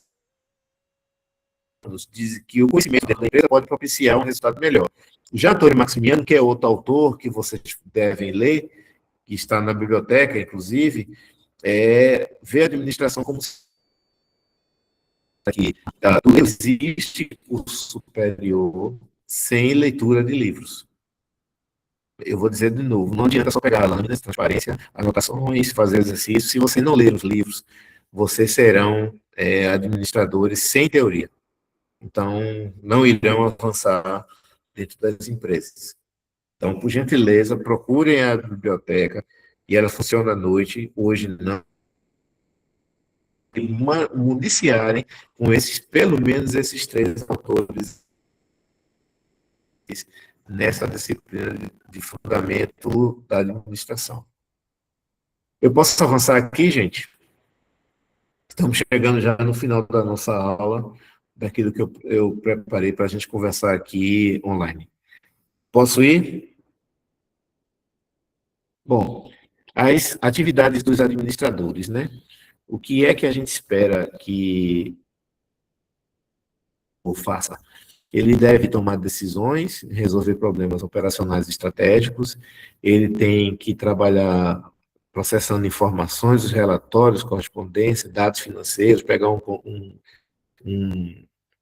balanço contábil, ler revistas especializadas para poder extrair daí informações e conduzir melhor o seu negócio, a sua empresa. Representar a empresa perante clientes, autoridades e parceiros. A nossa direção sempre reflete, fala em nome da empresa, administrar pessoas, e aqui é preciso ter um pouco de paciência para selecionar as pessoas, resolver conflitos internos, admitir pessoas e, se for o caso, demitir pessoas, sim. Aí vai depender muito das necessidades da empresa e do que essas pessoas estão entregando de resultado, e cuidar da própria carreira, né? Não se admite que um médico termine o seu curso de medicina e nunca mais leia um livro. Não se admite que um engenheiro nunca mais se atualize em relação à engenharia. Um arquiteto, o que seja. Um administrador também. A partir do momento que ele cola o grau, que ele é bacharel em administração, aumenta a responsabilidade de cuidar da própria carreira, de fazer com que essa carreira seja atualizada e se desenvolva. E imagina quem administrar empresas em 1927, com aquelas teorias que a gente viu aqui, da teoria clássica e das relações humanas, e hoje, em 2026, numa gestão digital, livre. É o professor que está aqui falando de lado, vocês vão desculpar. O professor está dando aula aqui na sala dos professores também. Então, infelizmente, a gente teve que compartilhar esse espaço aqui para dar essa aula para vocês. As habilidades precisam ser desenvolvidas, nós vamos ver isso com mais tranquilidade em sala de aula. Os 3 níveis hierárquicos, a supervisão de primeira linha, a gerência intermediária e a administração superior. A supervisão de primeira linha é aquele que trabalha com as habilidades técnicas. Então, se você estiver dentro de uma de um hospital, as enfermeiras têm uma habilidade técnica de lidar com os pacientes. As habilidades humanas vão estar ali perpassando todas as fases, todas as funções dentro do hospital, mas é importante que vai ter gente que vai se habilitar melhor para isso. E tem a habilidade superior, que são as habilidades conceituais. Eu sou o capitão do navio, eu sou o piloto do avião, eu tenho que saber para onde vai esse navio e esse avião. Então, eu preciso desenvolver habilidades conceituais de mapear o mercado e saber para onde eu vou levar a minha empresa. Nós vamos ver isso com mais tranquilidade em sala de aula, mas é interessante que vocês percebam que os administradores vão desenvolver habilidades para desenvolver as suas atividades. E tem uma coisa que a gente não coloca aqui, mas que com o passar do tempo, vocês vão ouvir muito de mim, que é a questão da atitude. Um administrador, ele precisa também querer administrar, levar a sua empresa para o resultado.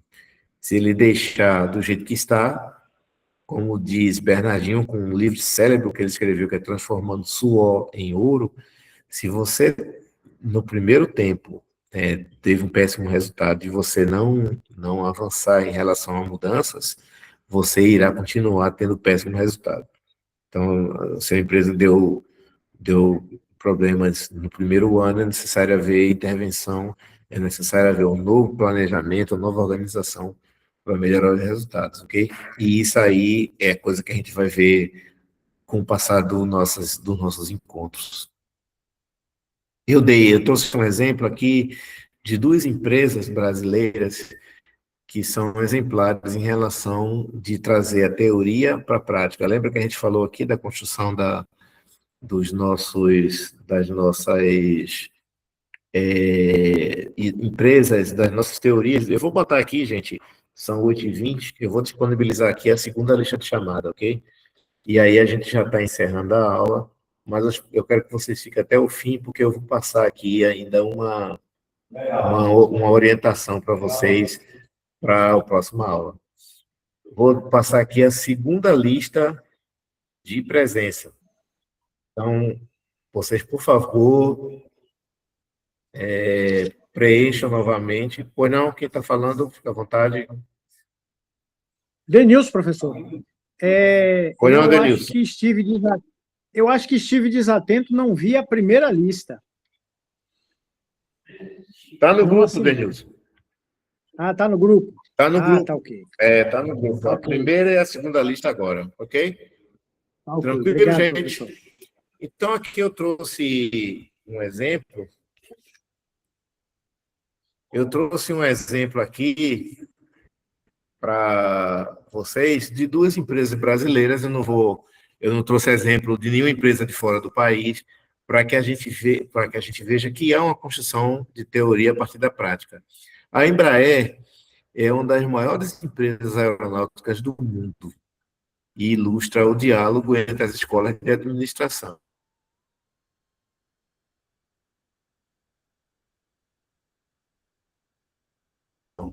A sua eficiência produtiva evoca Taylor. Lembra de Taylor, que ele foi buscar dentro da empresa a questão da eficiência, através dos tempos de movimentos, da organização das ferramentas?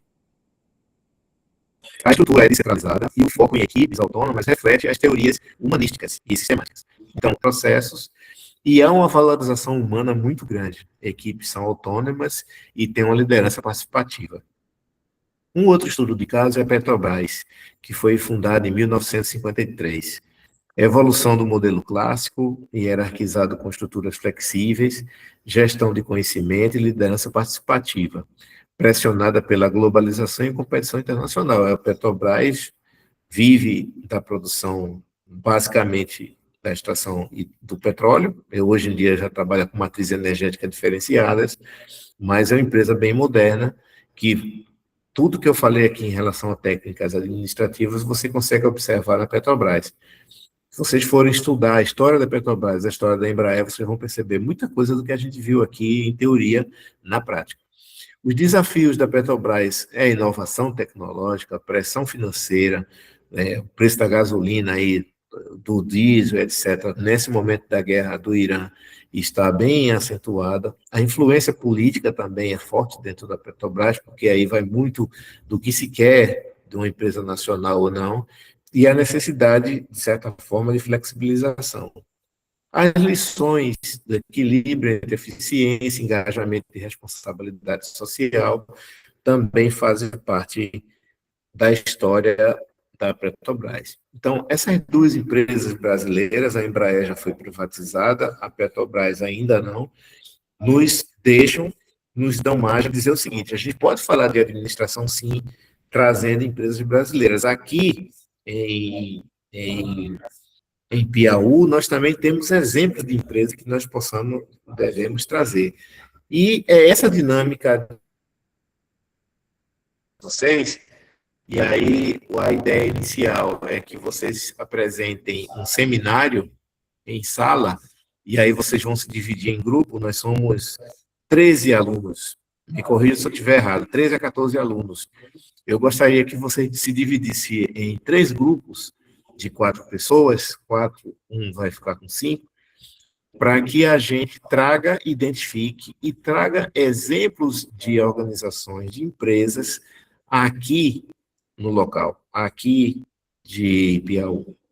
Então, indústrias que tenham linhas de montagem, ou restaurantes, ou hospitais, ou aplicativos. Aqui, a gente pode ter aplicativos de atendimento a clientes, na área de serviços. Então, eu gostaria de orientá-los. Amanhã eu vou estar no campus, a gente pode se encontrar, eu vou em sala, mas vocês vão fazer essa primeira dinâmica prática, valendo nota em grupo. E eu estou estabelecendo 7 de abril, depois da Semana Santa, para que vocês apresentem esse seminário em sala de aula. Ok? Simples. Identificar empresas professor. aqui da cidade. Pois não, querido, pode falar. Quando você fala a cidade, Pode falar, Caio. é só nessa. Tá escutando? Estou escutando, Professor? sim. Pode falar. Quando Sim, eu estou você te ouvindo. quando você fala empresas da cidade, tem que ser necessariamente Piauí, pode ser da região, pode ser, por exemplo, Itajubá, pode ser Japumerim, pode ser Barra do Rocha. Pode ser, mas tem que ser em equipe. Você vai escolher uma empresa,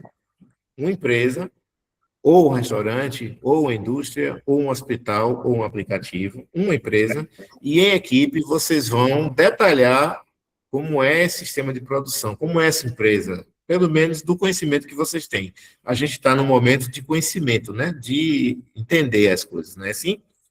Então, não precisa ser um trabalho nota 1000, mas a gente precisa pegar um pouco do conhecimento que a gente tem para começar a detalhar em sala de aula, e o conhecimento se dá assim, viu, gente? Como eu falei, a teoria e a prática. Correto. Então, vocês irão fazer essa fotografia, fotografar a empresa, o que é que ela faz, qual é o produto. Pronto. Se você, Bruna, já tem uma aí para fazer estudo de caso. Como eu mostrei aqui, ó, gente, tem 2 grandes, né? A Embraer e a Petrobras. Mas a gente pode trabalhar com as pequenas aqui também, porque é só identificar a administração dentro dessas empresas. Eu sei que o prazo pode ser pequeno, porque a gente só tem essa semana toda e mais a semana que vem, né? Para daqui a 15 dias a gente apresentar. Mas se vocês estivessem trabalhando numa empresa, numa linha de produção, e quem trabalha aqui sabe, os desafios são para ontem.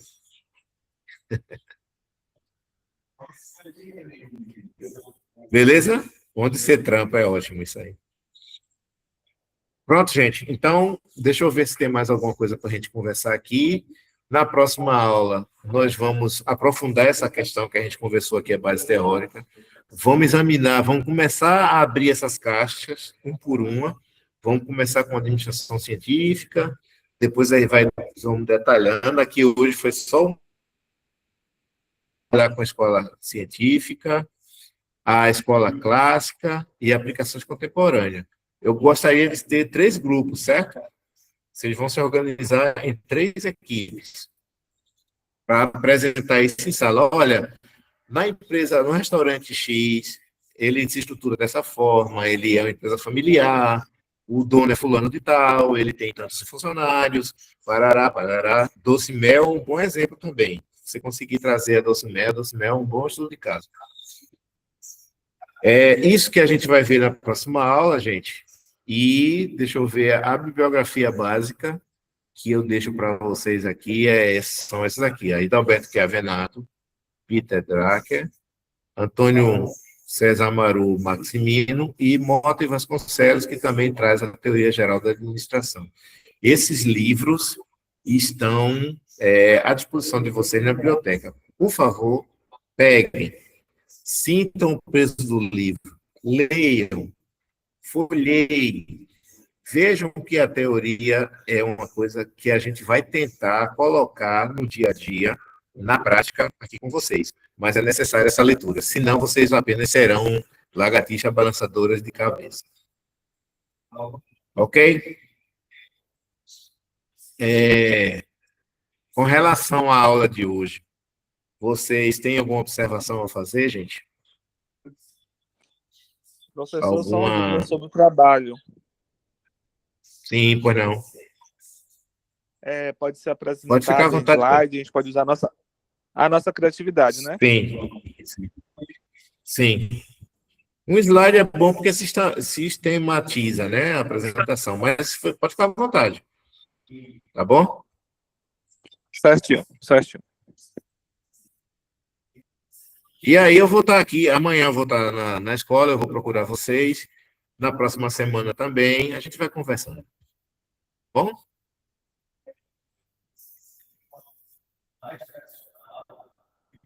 São 3 grupos, viu? 3 grupos. Gente, mais alguma observação? Pode abrir o microfone, pode ficar à vontade, para a gente poder... esse material já foi disponibilizado para vocês. Vocês já têm esse material em mãos.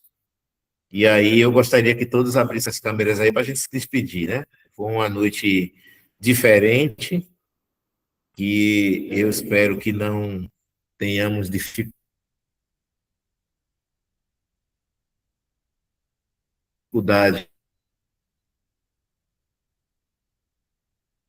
Tivesse ido lá e de repente tivesse faltado energia, né? Ia ser difícil para nós, né? Então hoje a gente resolveu aqui, fomos racionais o máximo que a gente pôde, e a gente vai se encontrar amanhã, presencialmente. Eu vou dar um abraço para vocês lá na turma, ok? Valeu, Obrigado professor. aí pela Obrigado presença pela de aula. vocês, viu, gente? Tá joia. Obrigado pela aula. Posso tirar uma foto? Posso tirar uma foto, todo mundo sorrindo? Pode. Pode. Tem gente que não mostra a Vamos cara tirar ainda, não. aqui.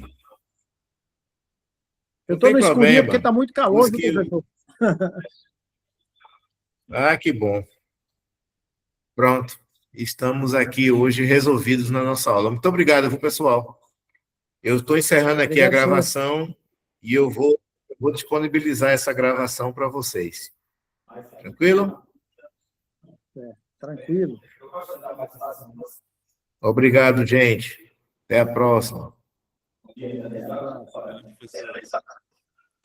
Boa noite, povo. Valeu, até Tchau, mais, boa gente. Boa noite, gente.